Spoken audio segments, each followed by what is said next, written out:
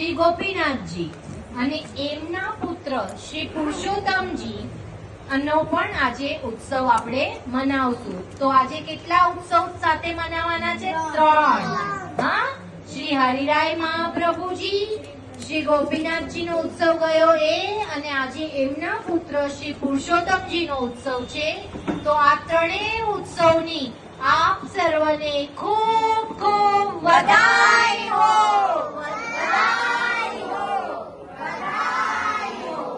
બધાએ હાથ ઊંચા કરી અને વધાઈ હો એમ બોલવું જોઈએ. 2 હાથ ઊંચા કરી. ચલો બધાને આપ સર્વને આ ત્રણેય ઉત્સવની ખૂબ ખૂબ વધાઈ હો. તો શ્રી ગુસાઈજીના બીજા પુત્ર શ્રી ગોવિંદજી અને એમને 4 પુત્ર અને તેમના લગ્ન શ્રી જમનાવજી સાથે થયા. હા, જમનાવજી અને શ્રી કલ્યાણરાયજીના લગ્ન જમનાવજી સાથે થયા. અને કાકા શ્રી ગોકુલનાથજીએ એવું પ્રાસાદી પાન અને અદ્રામૃત પાન આપ્યું અને આશીર્વાદ આપ્યા કે આપને ત્યાં અત્યંત પ્રભાવી પુત્ર જન્મશે. અને એમના આશીર્વાદના ફળ સ્વરૂપે સંવત 1647 શ્રી ભાદરવા વદ પાંચમના દિવસે શ્રી હરિરાય મહાપ્રભુજી કલ્યાણરાયજીને ત્યાં પુત્ર રત્ને રૂપે પ્રગટ થયા. અને ગોકુળ ગામમાં તો હરિરાય મહાપ્રભુજી જેમણે 41 શિક્ષાપત્ર એટલે કે શિખામણો શ્રી ગોપેશ્વર મહારાજ શ્રીના વહુજી લીલામાં પધાર્યા ને ત્યારે એમને દુઃખ થયું. એ દુઃખ દૂર કરવા અને મનને સાંત્વન આપવા લખ્યા. અને એ તેમણે પત્ર રૂપે લખ્યા. અને આ એ જ પુષ્ટિ માર્ગના શિક્ષાપત્રો તરીકે પ્રસિદ્ધ છે. બીજા ઘણા સાહિત્યની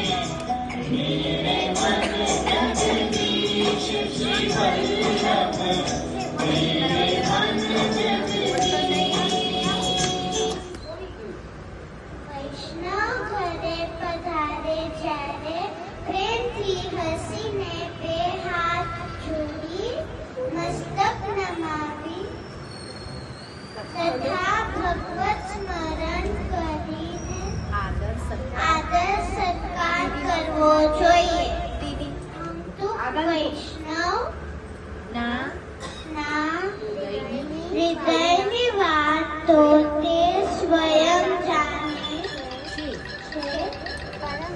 પરંતુ મારા મનની વાત તો અંતકરણ સિદ્ધિ પ્રભુ જોયે છે. પ્રભુ જાણે છે. આથી મારે દોષ દસ્તી રહી આવકાર આપવો જોઈએ. હરિ બડે હરિજન બડે બડે હરિ કે દાસ હરિ હरि पावनी जो है इनके पास वल्लभ जो है इनके पास. શ્રી હરિ કરતા પણ શ્રી હરિના જનો શ્રી હરિના દાસ સૌથી મોટા શ્રી ઠાકોરજી પણ આવો ભગવતીઓની પાસે સદા બિરાજે છે. આથી આવા ભગવતીઓની કૃપાથી શ્રી હરિની પ્રાપ્તિ સુલભ બને છે.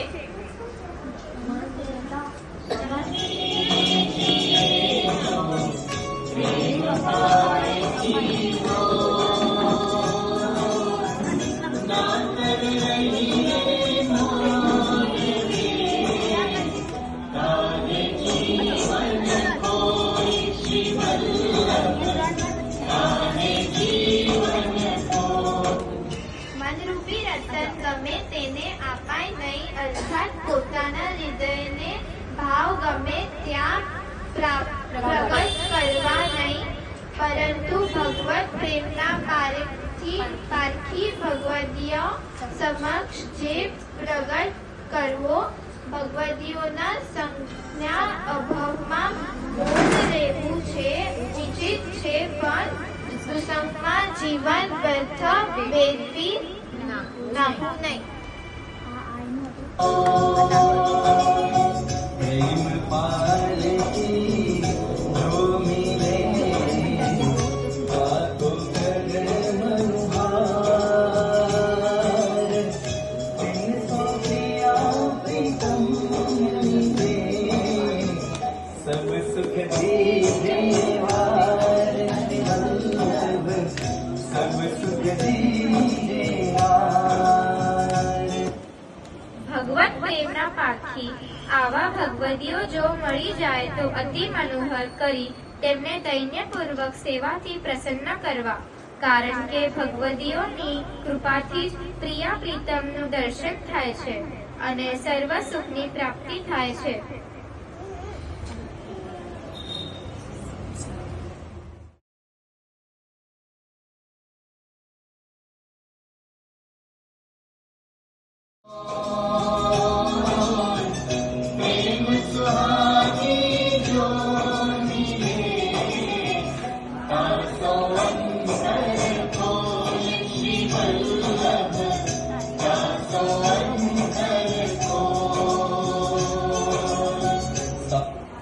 ભગવદીઓના રંજક પણ દોષ જોવા ના જોઈએ, કારણ કે તેઓ અમૂલ્ય ભગવત પ્રેમથી ભરેલા છે. આવા પ્રેમ સુયોગી ભગવતીઓ મળે તો તેઓની સમક્ષ પોતાનો હૃદયનો ભાવ પ્રગટ કરવો જોઈએ. आधन करो प्रयास पल भजो पलक पलक के ऊपरे वारो वारो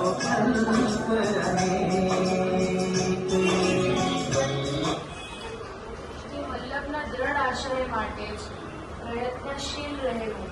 શ્રી વલ્લભ કુળને સભી વલ્લભ રૂપ. એ જ ભાવથી શ્રી વલ્લભ કુળને ભજવા અને એ જ કુળ ફળરૂપ છે એમ જાણવું. નેત્રોના પલકરા જેટલા સમયમાં પણ શ્રી વલ્લભ કુળના દર્શન થાય તો તે પર અનેક કલ્પ. કલ્પ એટલે બ્રહ્માજીનો દિવસ બહારી નાખ્યા બરાબર છે.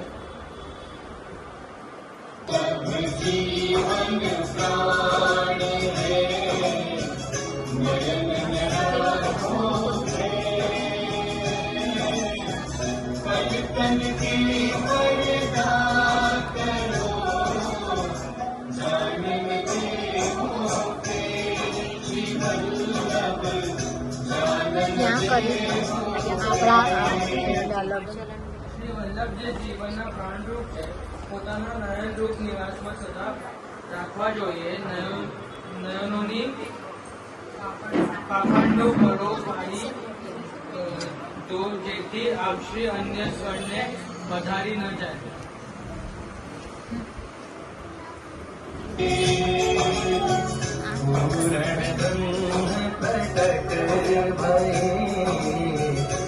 श्री लक्ष्मण भट्ट की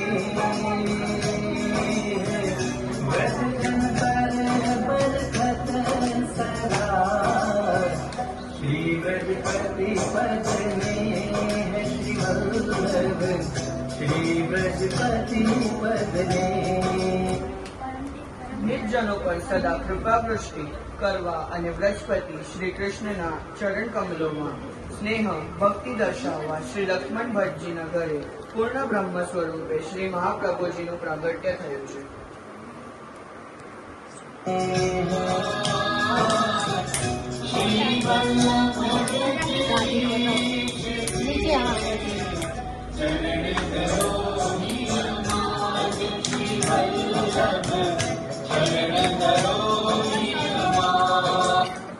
શ્રી વલ્લભ બ્રજના ઈષ્ટ સ્વામી છે, સાક્ષાત શ્રી કૃષ્ણ જ છે.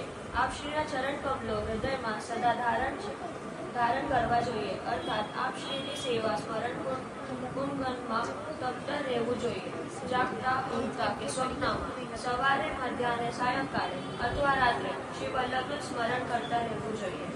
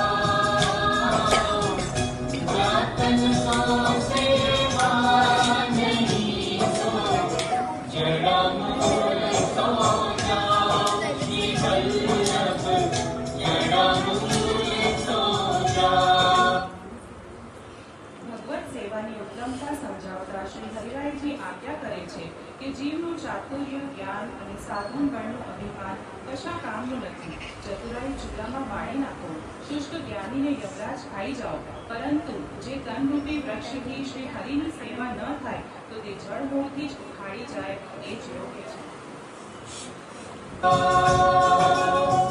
देखी देह सुरंग रे मत भूले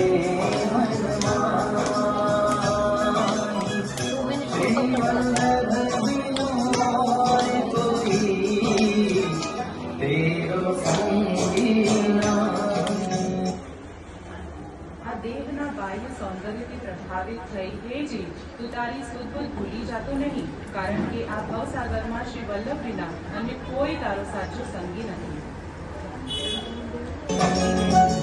तेरी साथी में देह गई, जाके रंग मत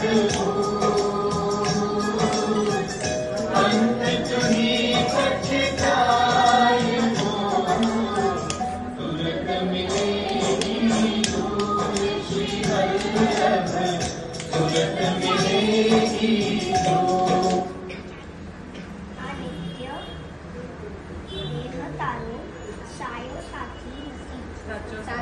સાચો સાથી નથી. જે દેહના જ જો તું દેહના જ રંગમાં અર્થાત સંસારી જનોના જનોના સંગમાં રચ્યો રહીશ રહીશ તો અંતે તારે પસ્તાવાનું આવશે. કારણે આ નશાવંત અંતે ધૂળમાં રાખવામાં મળી જવાનું છે. ગરમ બોલે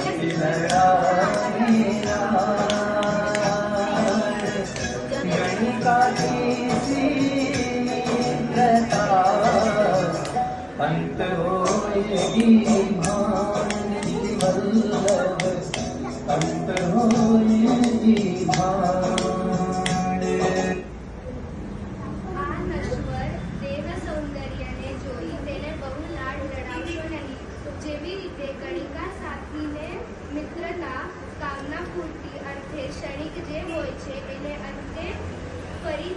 આવે છે તેવી જ રીતે દેહ સંબંધનો પણ ક્ષણિક મને નશાબંધ જણાવો.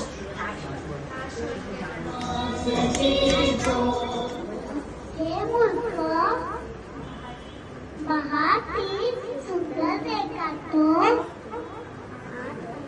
आकाश आगे हो तो आपका मांस चर्बी वगैरह वगैरह की पड़ी छे अंदर तो दुर्गंधयुक्त ભંગાર બનેલો છે ઈ તો પુરુષ નહીં.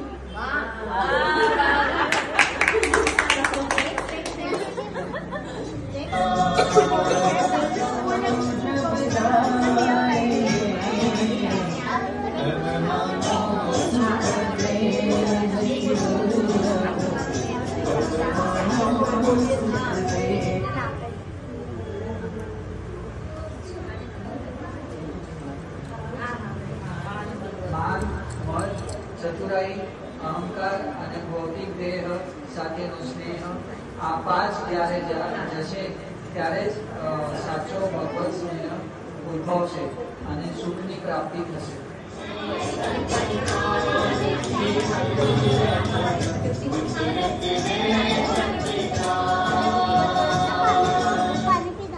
જન્મ મરણ રૂપી આ ભવસાગરને તરવાની ચાલ બહુ ચટપટી છે. જીવ સૌ પ્રયત્ને તેને પાર કરી શકતો નથી, પરંતુ શ્રી વિઠ્ઠલેશ પ્રભુ ચરણના પ્રતાપ બળે અર્થાત કેવળ કૃપા બળે જ તરત જ પાર કરી શકાય છે.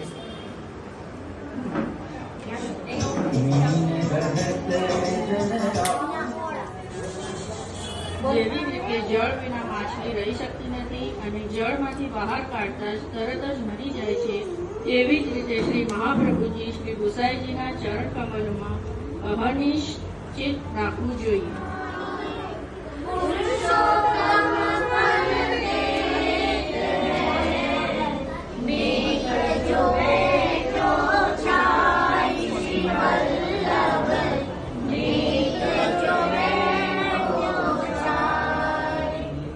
મહાપ્રભુજીની કલ્પવૃક્ષ સૃષ્ટિ જગતમાં છવાઈ રહ્યું છે. આપ શ્રીના જે અંગીકૃત જીવો આ કલ્પવૃક્ષની છાયામાં બેઠા છે તેમને શ્રી મહાપ્રભુજીના પુરુષોત્તમનું અર્થાત શ્રી ઠાકોરજી રૂપી ફળદાન કરે છે.